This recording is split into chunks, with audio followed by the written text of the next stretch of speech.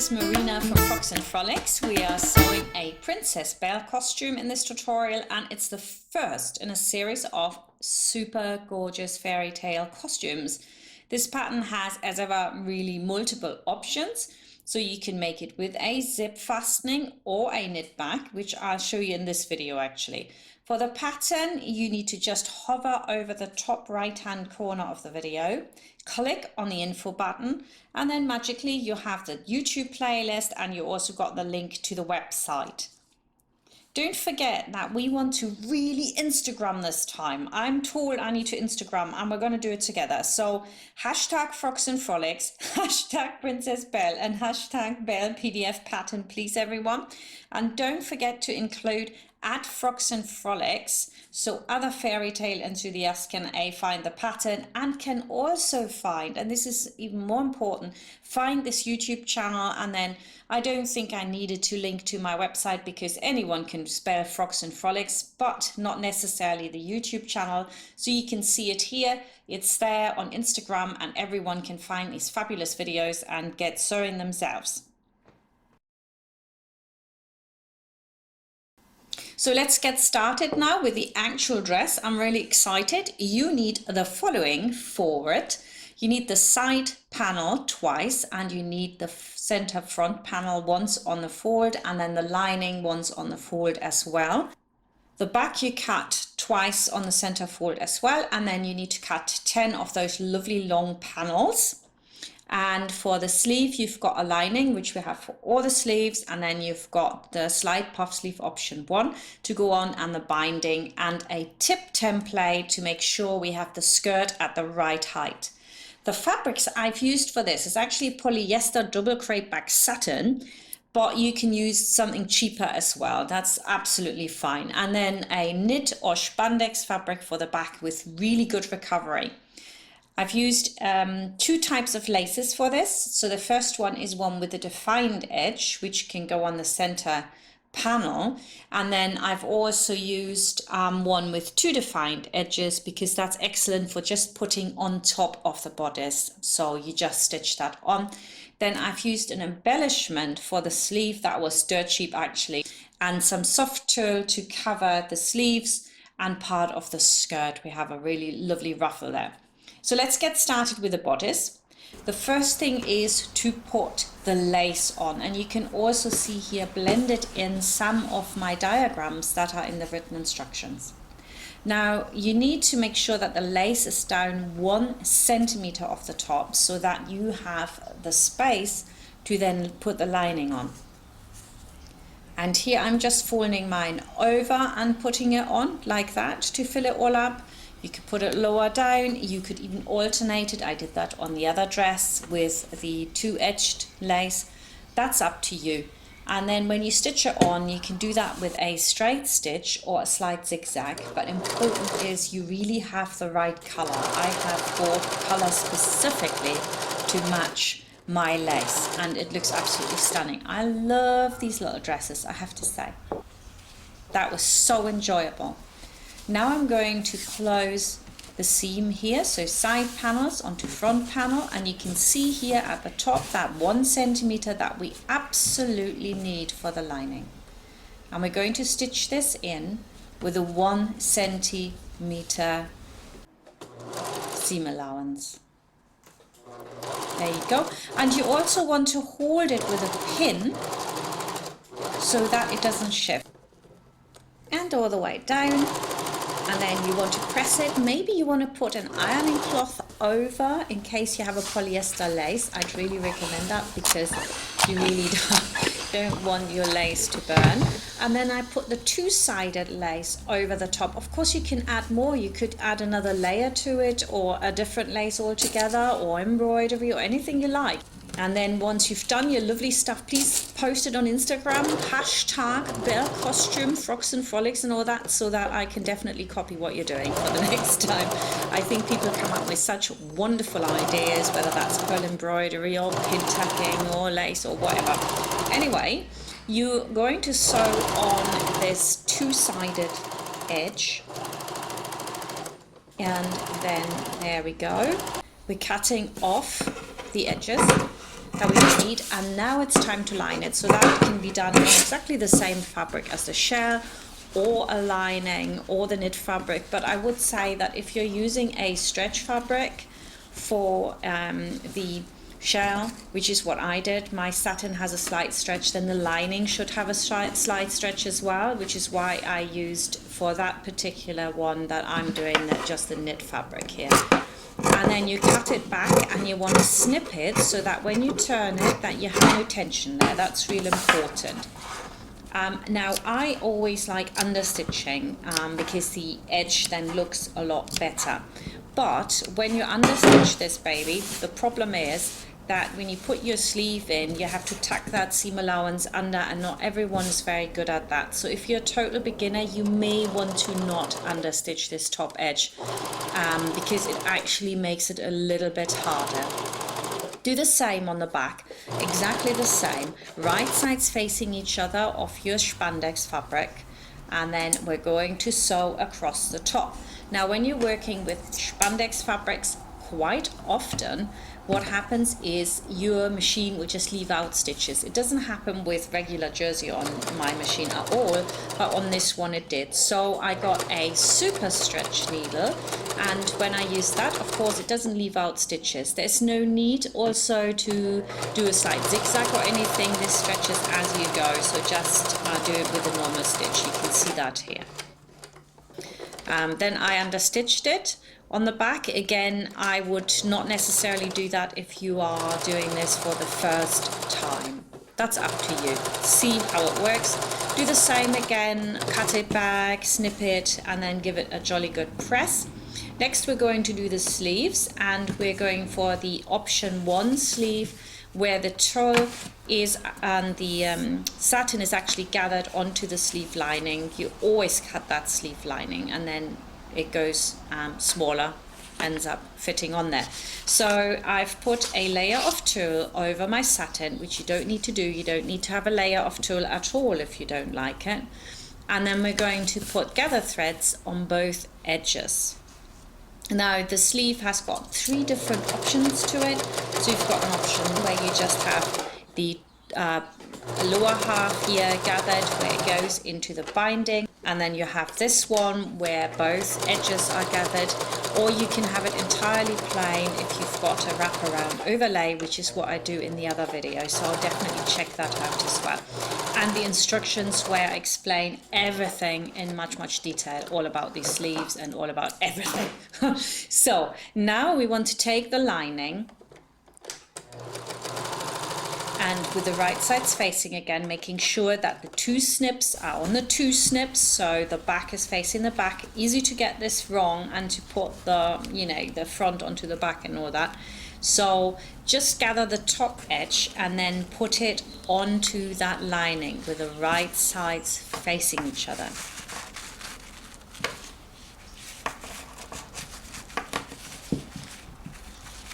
And you can see it here, we've got 2 snip on 2 snip, real important. And when you watch my introduction and how to cut this all out and what to watch out for, I explain that all to you as well. But I don't do that in the instruction all the time because it would make it too long. Now we're going to just sew along here, 1 centimeter seam allowance all the way along. You know, make sure that your gathers are all nice and even. In the final pattern, they actually came over a little bit more to the side. I decided that that would be better. I mean, it looked great how it was, but I'm like a bit of a, you know, perfectionist. I like it to be absolutely super perfect. Now we're going to understitch. So make sure that you push the fabric apart or pull it apart, and that you're stitching the lining to that seam allowance all the way to the other side. And now we're going to fold it over and give it a good press. And again, I'm using my cloth over the top because what I don't want is to burn any of that netting underneath it. That would be a real shame. In one of my samples, I actually did this. So careful. Now that it's turned, we are lining it up with the edge of the lining again, this top sleeve, and we're sewing that one down. So what looks really, really complicated when it's finished is actually quite a simple technique.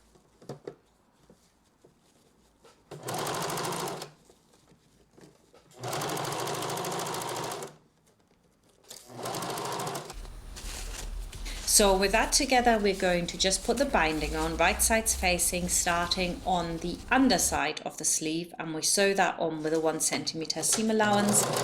Very important, you always start with binding from the kind of underside or inside, and then it's rolled to the outside.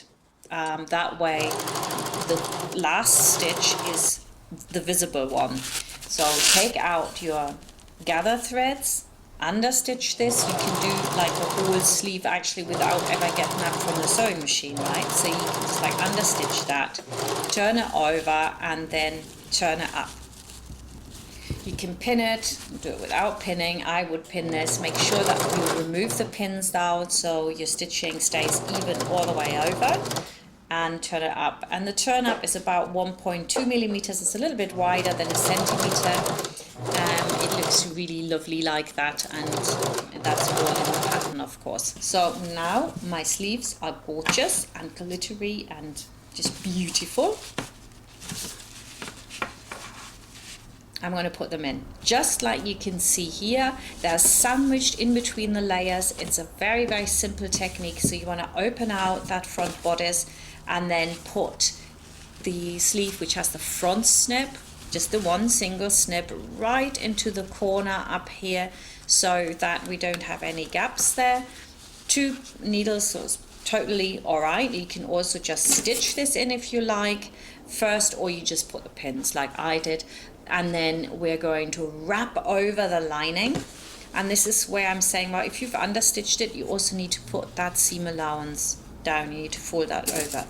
And now I'm going to close the underarm. One thing that is important when you're sewing, always sew from the side that's easier to sew on. So in this case, that would of course be the satin and not the jersey.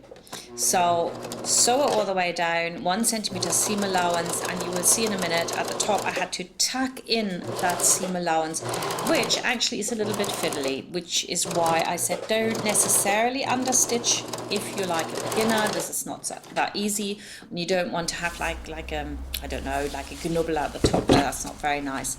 Next we're going to really cut this baby back, making sure that it can actually be really flat, and then we're going to snip. Don't have to actually start snipping there. Snip below that sleeve part. I meant very well again, as usual. And now we're going to understitch it. The tension is released. You can just pull this out, and it's dead easy actually. So again, we're stitching down the seam allowance onto the lining, and when that is done, you give this all a really good press, and that is the front finished. And the back, of course, will work exactly the same way. Make sure you use an ironing cloth if you've used any of these cheaper polyesters in Tulle, because they will melt. You don't want that. So my front is now done, and I can attach this to the back. Now on one side I've already done it, so exactly the same way. And then I put the sleeve with the right side facing the right side of my lining.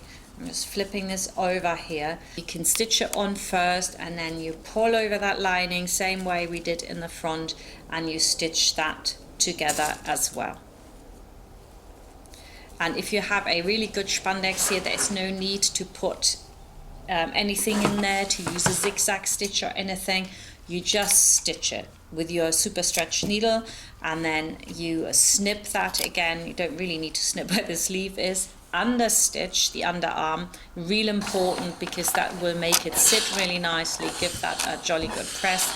Try not to iron onto any of your tulle. Can't repeat that enough. Then put it in front of you, just like you can see on that diagram. Open out the side seam, pin it on the underarm, and then stitch from the shell all the way down to the lining in one go. It's the easiest way to put any of this together. And there you can see it, it's sewn together both sides, so bodice is done. You do want to snip on the underarm either side of that seam so there is no tension, which usually is there. And then my bodice is basically finished. Because we're going to overlock this all together in one go, all you need to do now is put some vertical pins in so that your bodice edge is secure, and then we can put that away and come back to it once we've done the skirt. So the skirt has got these 10 panels which you have cut out. All these pleats are facing upwards, and we're going to mark them, and it's very important to use a marker pen. I did it with snips on my first lot of skirt, and I've unpicked this skirt 6 times before I came up with the right technique and the right everything, and I was very frustrated at times thinking, oh, when will I get this right? But I did, so that you don't have to struggle. So please do use a marker pen. Don't use snips like I did here, because I did get it wrong. You can miss a snip real easy, can't miss a marker pen. And then the other thing also is to overlock the panels once you've pleated each panel. That gives it more stability as well, and it's just easier to do. So you could, of course, use gathers for this. You don't have to use the pleats, but make sure that the gathers then are the same length as the ones that are in the chart, in the instructions. So in this case, it would have been 60 centimeters, which is 3/4 of a yard. So now we're going to just sew all the panels together, and they will all line up beautifully. If you've marked this well and you've sewn it together like I've just shown you, it will come out absolutely beautifully. So now we're going to sew those together. Make sure that you kind of pull your fabric a little bit to the side to make sure that nothing falls under when you sew this together. This is quite important because that's what pleats like to do as well.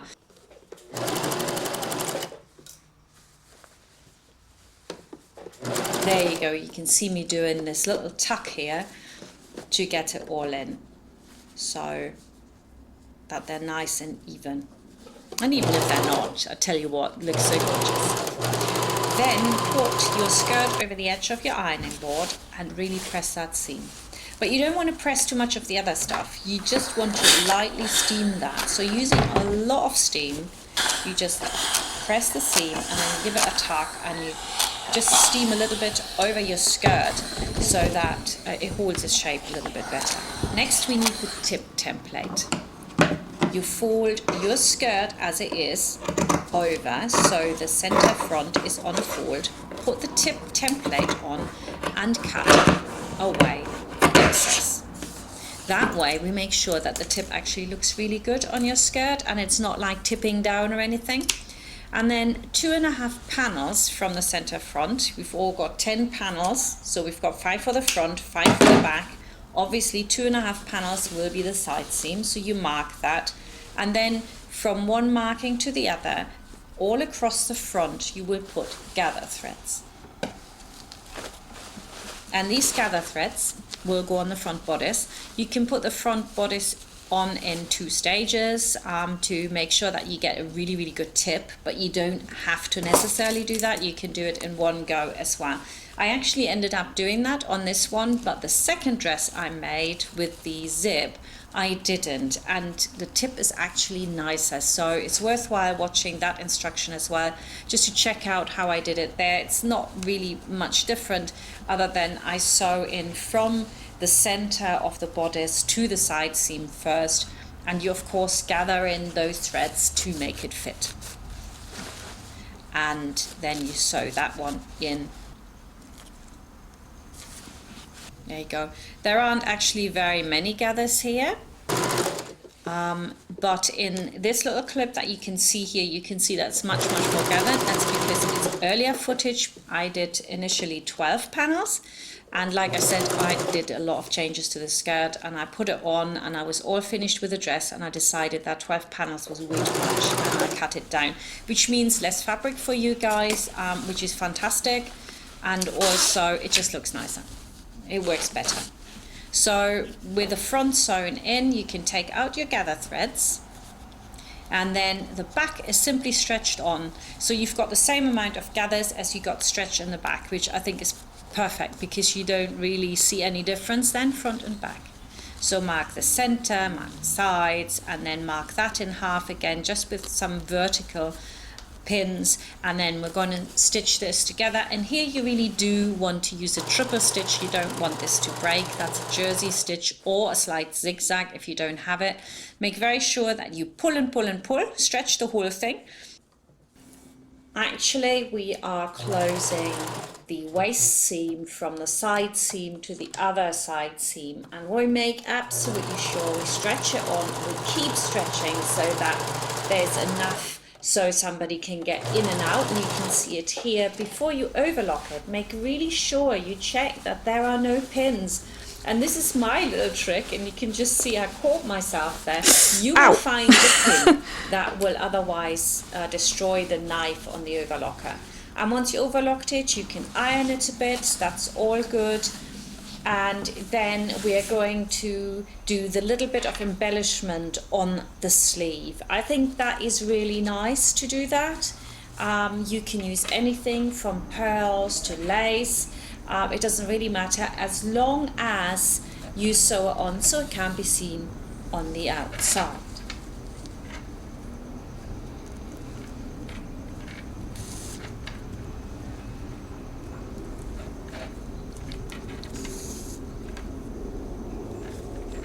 Just make sure that you wrap your thread around whatever connector you have on the embellishment you put on, and so that's basically fine. So you can put all sorts on. The last thing we want to do is put that little ruffle on, and you need just over 2 yards for that, 80 centimeters wide, and I'm just ruffling this all together so that I get it to a nice little point. And then I'm going to measure out 40 centimeters, 16 inches. That's the same for all the sizes.